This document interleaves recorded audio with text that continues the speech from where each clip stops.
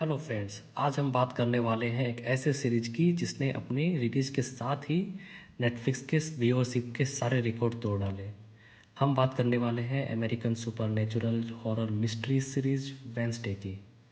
यह series based है Wednesday नाम की एक लड़की पे जो थोड़ी वियर्ड है, सबसे अलग है और अपने वियर्ड हरकतों के कारण पिछले 5 सालों में 8 स्कूल चेंज कर चुकी है। उसके वियर्ड हरकतों की बात करें तो उसने अपने लास्ट स्कूल में कुछ लोगों के ऊपर पिरानास को छोड़ दिया था अपने भाई का बदला लेने के लिए, जिस कारण एक लड़के को तो अपनी टेस्टिकल्स भी गंवानी पड़ गई थी। बाकी सब के लिए ये एक वियर्ड इंसिडेंट है, पर वेंसडे इन्हीं सब चीज़ों को एंजॉय करती है। इस कहानी में दो तरह के लोग हैं, एक जो बिल्कुल आम इंसान है और दूसरे वो जिनके अंदर कुछ सुपर पावर्स हैं, जिन्हें आउटकास्ट करते हैं, जैसे कि वेम्पायर्स, वेयरवुल्व्स, सायरेंस, गॉर्गोन्स और बहुत सारे। हमारी वेंसडे की बात करें तो उसके सुपर पावर है साइकिक विजन, मतलब किसी को टच करते ही उसे कुछ दिव्य दृष्टि आती है, या फिर ये बोले कि उसे आने वाले फ्यूचर के बारे में झलकियाँ नज़र आती है। खैर, अपने पिछले स्कूल से निकाले जाने के बाद वेंसडे के पेरेंट्स मोटिसिया और गोमेज उसे नेवरमोर नाम के एक स्कूल में एडमिशन के लिए ले जाते हैं, जो कि स्कूल है आउटकास्ट का। वहाँ वो मिलती है अपने रूममेट एनिड से, जो कि एक वेयरवुल्फ है। वेंसडे के पेरेंट्स उस पर नज़र रखने के लिए थिंग नाम के एक हाथ को स्कूल में छोड़ देते हैं, ताकि वो उन्हें वेंसडे के बारे में इंफॉर्मेशन दे सके। पर वेंसडे उसे सरेंडर करवा के उससे अपने साइड कर लेती है। अब इधर जेरिको के जंगलों में एक राक्षस रहता है जो लोगों को अपना शिकार बनाता जा रहा है। अब इधर वेंसडे के वियर्ड हरकतों के कारण कोड वेंसडे को साइकेट्रिक थेरेपी का ऑर्डर देती है, जिसके लिए वो जेरिको जाती है डॉक्टर किंगबोर्ड के पास। पर अपने आदत से मजबूर वो वहाँ से भाग जाती है और पहुँचती है पास के एक कैफ़े में, जहाँ वो मिलती है टाइलर नाम के एक लड़के से और उसके साथ जेरिको से भागने का प्लान बनाती है। पर उसी बीच प्रिंसिपल वहाँ आ जाती है और उसे वापस स्कूल ले जाती है। वापस आने के बाद वो एनिड से अपने भागने का प्लान का डिस्कशन करती है और टायलर की हेल्प से हार्वेस्ट फेस्टिवल के दौरान भागने का प्लान बनाती है। पर भागने के टाइम में वो रोवन नाम के एक लड़के से टकरा जाती है और टकराते ही उसे एक दिव्य दृष्टि आती है। वो देखती है कि वही जंगल वाला राक्षस अब रोवन को मार रहा है। अब वेंसडे रोवन को बचाने के लिए जंगल में जाती है, पर वहाँ रोवन उसे ही मारने की कोशिश करता है और जब वो उसे उसका कारण पूछती है, तब वो उसे एक पिक्चर दिखाता है और बोलता है कि तुम इस स्कूल को तबाह करने आई हो, इसलिए वो उसे मार देगा। फिर तभी वहाँ पे वो राक्षस आ जाता है और रोवन को मार देता है और वेंसडे को बचा लेता है। अब वेंसडे उस पिक्चर को ले लेती है और उस पर इन्वेस्टिगेशन स्टार्ट कर देती है। अब अगले एपिसोड में हम देखते हैं कि पुलिस रोवन वाले इंसिडेंट को पिछले इंसिडेंट से रिलेट कर रही है और बात को दबाने के लिए एक भालू का अटैक बता रही है। पर वेंसडे, जिसने अपने आंखों से उस राक्षस को देखा था, वो पुलिस को कन्विंस करने की कोशिश करती है कि ये हमला एक राक्षस का है, न कि एक भालू का। पर तभी वहाँ पर अचानक से रोवन वापस आ जाता है और प्रूव कर देता है कि वेंसडे बकवास कर रही है। इससे वेंसडे को शक होता है कि दाग में ज़रूर कुछ काला है और वो डिसाइड करती है कि अब वो खुद से ही इस क्राइम को इन्वेस्टिगेट करेगी। वो रोवन के बारे में जानने के लिए प्रिंसिपल के पास जाती है, पर उसे पता चलता है कि रोवन को एक्सप्लेट कर दिया गया है और प्रिंसिपल वेंसडे को उसी की बातों में फंसा लेती है और साथ ही उसे कुछ एक्स्ट्रा करिकुलर एक्टिविटी करने के लिए बोलती है। वेंसडे उसी के बहाने लोगों से रोवन के बारे में पूछती है, जैसे कि एनिड से, बियांका से, जेवियर से, और उसके इस काम में थिंग भी उसका पूरा साथ देता है और उसे बताता है कि रोवन स्कूल छोड़ के जा रहा है। यह सुनकर जब वो रोवन से बात करने जाती है तो रोवन उसे बोलता है कि उसे बात करने से मना किया है और वो उससे बात करने से मना कर देता है। अब वेंसडे थिंग को रोवन का पीछा करने के लिए बोलती है। थिंग उसका पीछा करता है और पता चलता है कि रोवन असल में रोवन नहीं है, वो एक्चुअली प्रिंसिपल वीन्स थी जो रोवन का रूप बना रखी थी। अब वेंसडे इन्वेस्टिगेट करने जंगल में जाती है, वहाँ उसे रोवन का चश्मा मिलता है और वो जैसे ही उसे टच करती है उसे फिर से एक दिव्य दृष्टि आती है और उसे नाइट शेड्स सोसाइटी नाम के एक बुक के बारे में पता चलता है और वो उसे ढूंढना शुरू कर देती है। इसी बीच वेंसडे को बियांका के पोकअप प्लान का पता चलता है। वो एनिट के साथ बियांका को हराने का प्लान बनाती है। पोकअप की बात करें तो ये एक बोट रेस है जिसमें हर ग्रुप को बिना डूबे एक आइलैंड पे जाके क्रैकस्टोन की गुफा से अपने टीम का फ्लैग लेके वापस आना पड़ता है। अब गेम स्टार्ट होता है और वेंसडे जैसे ही आइलैंड पे पहुंचती है और क्रैकस्टोन की गुफा को टच करती है, वैसे ही उसे एक विजन आता है जिसमें उसकी एंसेस्टर गुडी एडम्स रहती है और उसे बोलती है कि यू आर द की, चाबी तुम ही हो। फिर वो अपने टीम का फ्लैग लेके बोट पे वापस जाती है और रेस स्टार्ट करती है और बियांका को उसके ही चाल में हरा देती है और पोकअप जीत लेती है। सभी उसे सेलिब्रेट करते हैं पर वेंसडे वहाँ से चली जाती है और अकेले में एक जगह जाके बैठ जाती है। वहीं पर उसे एक सिंबल दिखता है और वो वही सिंबल होता है जो कि उस पिक्चर में था जो कि रोहन ने उसे दिया था। ये सिंबल नाइटशेड्स नाम के सीक्रेट सोसाइटी का सिंबल रहता है। वो सोसाइटी के सीक्रेट कोड को क्रैक करती है और अंदर जाती है, पर जैसे ही वो अंदर जाती है वो किडनैप हो जाती है। अब अगले एपिसोड में हम देखते हैं कि जिन लोगों ने वेंसडे को किडनैप किया था वो एक्चुअल में उसी के क्लासमेट्स हैं। वो वेंसडे को भी सीक्रेट सोसाइटी में इनवाइट करते हैं पर वेंसडे उसे मना कर देती है। वैसे उसे वहाँ नाइटशेड्स की बुक मिल जाती है और जब वो उसे देखती है तो उसे रोवन ने जो पिक्चर दिया था उसका कंप्लीट पिक्चर मिल जाता है जिसमें वेंसडे किसी से फाइट कर रही होती है और वो एक डेविल रहता है। इधर प्रिंसिपल सभी को आउटरीच डे के लिए जेरिको भेजती है जिसमें हर किसी को वॉलंटियर करना होता है। इसमें वेंसडे पिलग्रिम वर्ल्ड में वॉलंटियर करने जाती है। वहाँ वो यूजिन के साथ अपना इन्वेस्टिगेशन आगे बढ़ाती है और उसे पिलग्रिम मीटिंग हाउस के बारे में पता चलता है। फिर वो उसके साथ जाने के लिए पिलग्रिम वर्ल्ड में पिलग्रिम मीटिंग हाउस जाती है और जैसे ही वो दरवाजे को टच करती है फिर से विज़न आता है और वो देखती है कि पिलग्रिम्स और क्रैकस्टोन ने कैसे उसके एंसेस्टर्स गुडी एडम्स को मारा और क्यों मारा, और गुडी वेंसडे को क्रैकस्टोन के बारे में वार्न भी करती है। तभी अचानक से वेंसडे उस राक्षस को देखती है। वो उसका पीछा करती है और उसे पता चलता है कि वो राक्षस एक्चुअल में एक इंसान है। वो उसके बारे में सोच ही रही होती है कि तभी वहाँ जेवियर आ जाता है। वेंसडे उसे अपने इन्वेस्टिगेशन के बारे में बताती है पर उसे उसकी बातों पर यकीन नहीं होता है।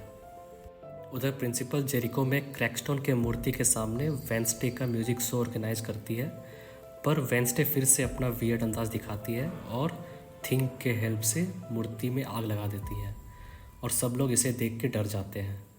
इधर प्रिंसिपल भी वेंसडे की इस हरकत पे बहुत गुस्सा करती है, लेकिन फिर वेंसडे प्रिंसिपल को क्रैकस्टोन और जेरिको की सच्चाई बताती है पर प्रिंसिपल वेंसडे की सारी बातों को इग्नोर कर देती है। इधर वो राक्षस पिलग्रिम मीटिंग हाउस में फिर से जाता है और किसी को मार देता है पर इस बार उसकी पिक्चर कैमरे में कैद हो जाती है और जो कि पुलिस को मिल जाती है। अब अगले एपिसोड में हम देखते हैं कि वेंसडे इन्वेस्टिगेट करने ऑटोप्सी ऑफिस जाती है। वहाँ उसे पता चलता है कि राक्षस ने जिसका भी शिकार किया था उन सबके शरीर का एक पार्ट गायब था।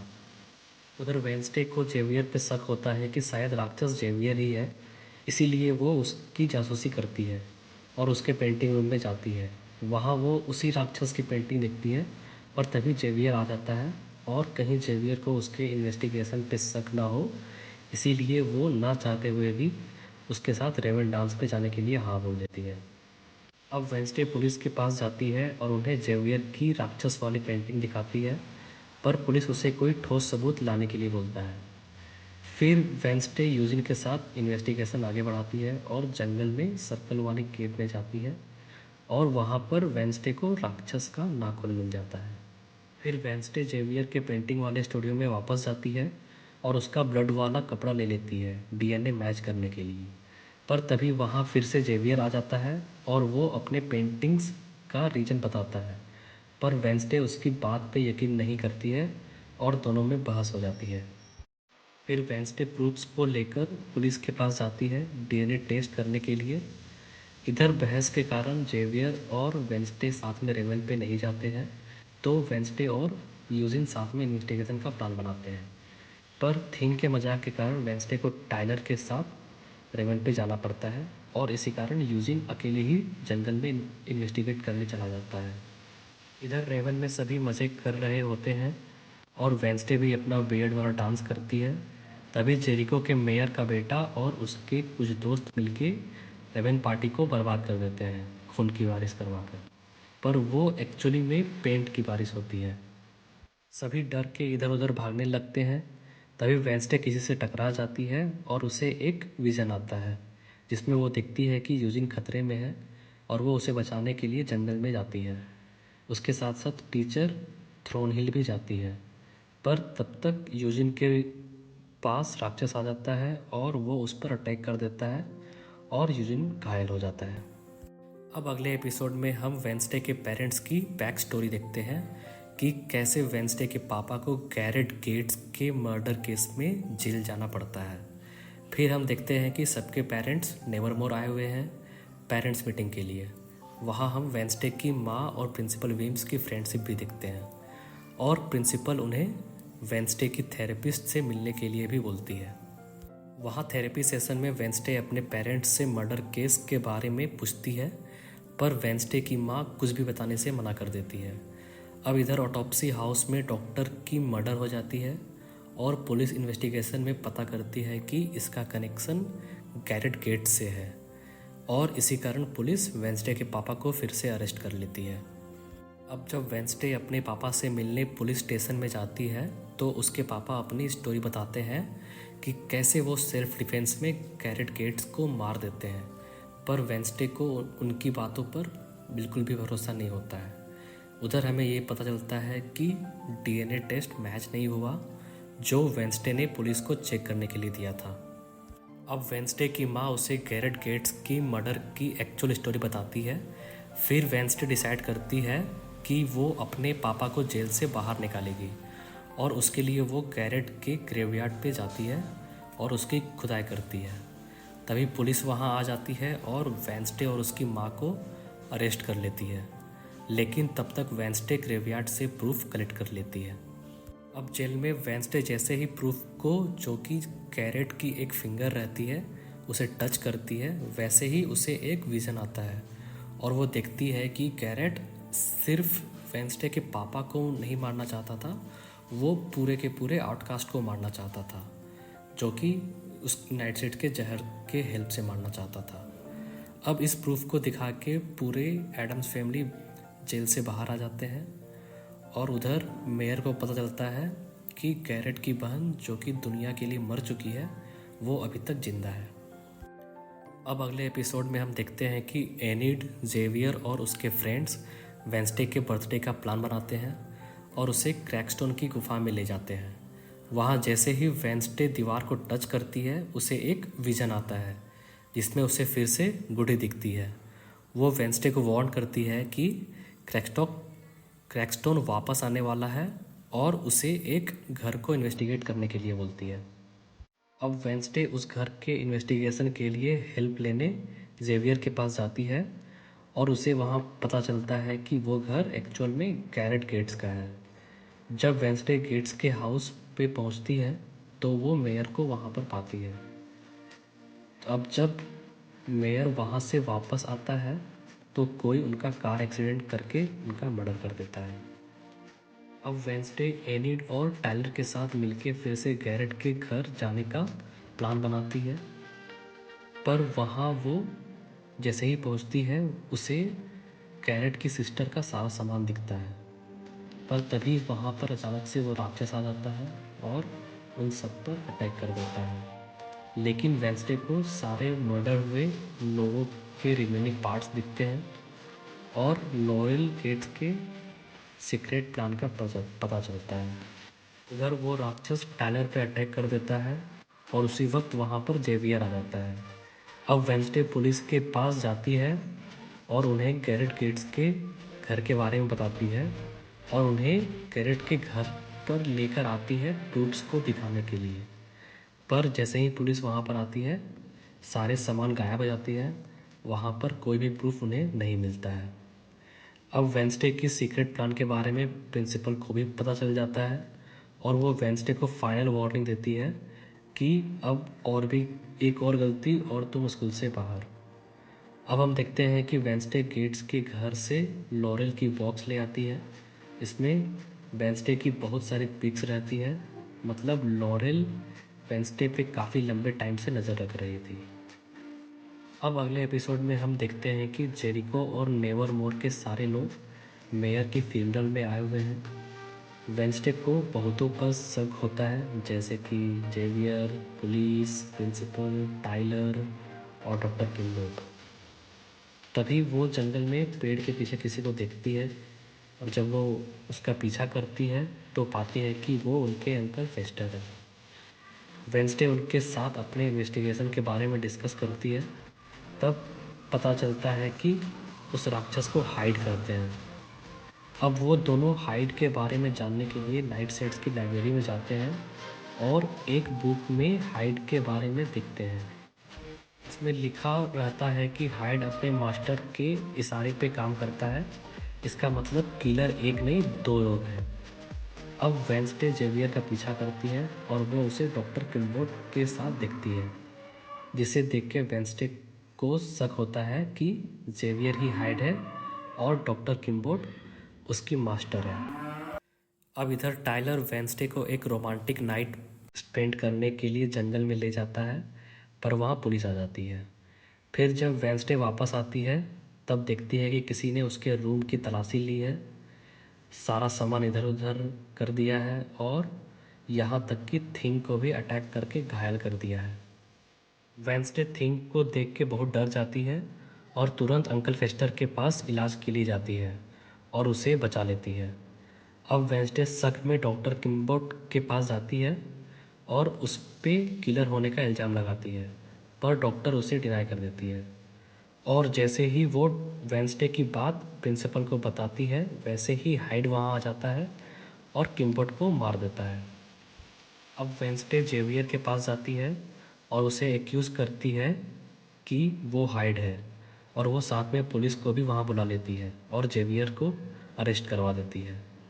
अब वो ये गुड न्यूज़ टाइलर को देने के लिए उसके कैफ़े जाती है और वहाँ उसे किस करती है, और किस करते ही उसे फिर से एक विज़न आता है और उसे पता चलता है कि एक्चुअल में हाइड टाइलर है, न कि जेवियर। अब आखिरी एपिसोड में हम देखते हैं कि वेंसडे और उसके क्लासमेट्स टाइलर को जंगल में बुलाते हैं। वहाँ वेंसडे टाइलर को टॉर्चर करती है ताकि वो कन्फेस कर ले कि वही हाइड है, बट वो डिनाई करता है। वो टाइलर को टॉर्चर कर ही रही होती है कि तब तक वहाँ पुलिस आ जाती है और वेंसडे का प्लान फेल हो जाता है। लेकिन पुलिस स्टेशन में टाइलर वेंसडे से कन्फेस करता है कि वही हाइड है और वो सब कुछ तबाह कर देगा। इधर इधर प्रिंसिपल वेंसडे को एक्सपेल कर देती है। अब वेंसडे जेवियर के पास हेल्प मांगने जेल में जाती है, पर वो उसकी हेल्प करने से मना कर देता है। अब वेंसडे गुड बाय बोलने यूजिन के पास जाती है। वहाँ उससे हाइड के मास्टर के बारे में पता चलता है और वो उसे पकड़ने का प्लान बनाती है प्रिंसिपल के साथ मिलके। मास्टर मिस थ्रोनहिल रहती है, पर ट्रूथ सामने आते ही वो प्रिंसिपल को मार देती है और वेंसडे को क्रैकस्टोन की गुफा में ले जाती है। वहाँ वो क्रैकस्टोन को वापस जिंदा करती है वेंसडे के खून से, क्योंकि वेंसडे ही चाबी रहती है, जैसे कि गुडी ने उसे वार्न किया था।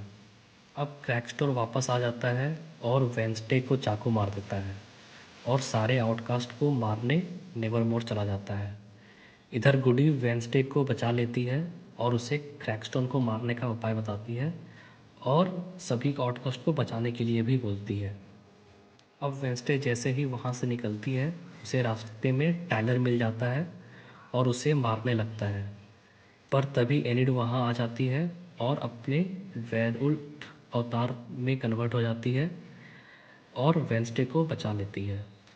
अब वेंसडे स्कूल जाती है क्रैकस्टोन को मारने के लिए, और वहाँ हमें रोवन के पिक्चर वाला प्रेडिक्शन सच होते हुए दिखता है। फिर उन दोनों की फ़ाइट शुरू होती है, जिसमें उनका साथ बियांका भी देती है और फाइनली वेंसडे क्रैकस्टोन को मार देती है। फिर वहाँ थ्रोनहिल, जो कि लॉरेन रहती है, वो वहाँ वेंसडे को मारने आ जाती है, पर तब तक वहाँ पर यूजिन आ जाता है अपने मधुमक्खी बीज वाले फौज के साथ और लॉरेन पे अटैक कर देता है और वेंसडे को बचा लेता है। तो ये थी वेंसडे सीजन 1 की कंप्लीट स्टोरी। अगर आपको मेरी वीडियो अच्छी लगी तो प्लीज़ वीडियो को एक लाइक कर दीजिए और ऐसे ही और वीडियो देखने के लिए चैनल को सब्सक्राइब कर दीजिए। मिलते हैं अगले वीडियो में, तब तक के लिए धन्यवाद।